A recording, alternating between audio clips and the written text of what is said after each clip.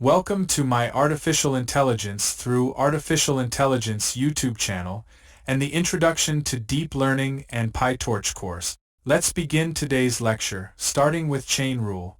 The chain rule is an engine behind backpropagation during training phase of neural network. It is a way to find the rate of change when one thing depends on another, and that second thing depends on something else.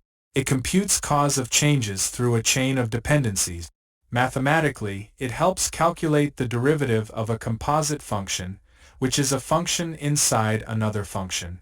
Assume a two-layer network where loss L depends on output Y, which depends on weight W. Gradient of this network may be written as the partial derivative of loss with respect to output shows how loss changes with respect to output, and the partial derivative of output with respect to weight shows how the output changes with respect to weight. In a deep network, this may be extended recursively as the partial derivative of loss with respect to W1 is computed by chaining derivatives backward through the network. Notice how we calculate partial derivatives starting from the output layer and moving backward through each previous layer until we reach the input layer.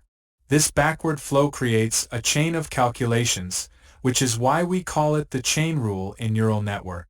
This is a demonstration of the chain rule's recursive application in neural networks, where the gradient of the loss with respect to an early weight equals the product of derivatives along the entire backward path through the network's layers. Each term represents the local derivative at layer n, showing how the chain rule systematically links these partial derivatives to compute the complete gradient. Let's explain chain rule by a detective analogy to fully grasp how the chain rule helps neural networks learn. Imagine a factory assembly section making cars, where each worker, in our case the layer, modifies the car slightly. Final inspector, in our case the loss function, checks the car's quality at the end. A high loss is found and the detective, in our case the backpropagation, must trace back which workers caused the mistake and how much each is to blame.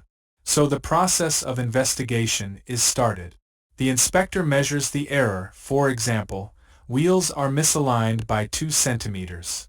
This is the loss gradient. The last worker is asked, your task was to attach wheels. How much did your action contribute to the 2 centimeters error?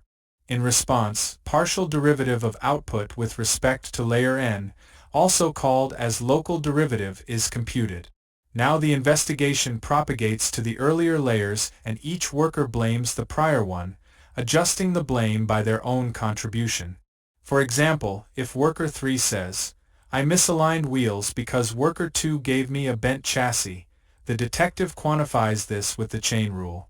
Finally, this process reaches the first worker, that is input layer, and the detective now knows contribution of each worker to amplify or reduce the error and how much raw materials, in our case the weights, need adjustment. That wraps up today's video. If you found this helpful, please don't forget to subscribe, like, share and comment to stay updated with this series.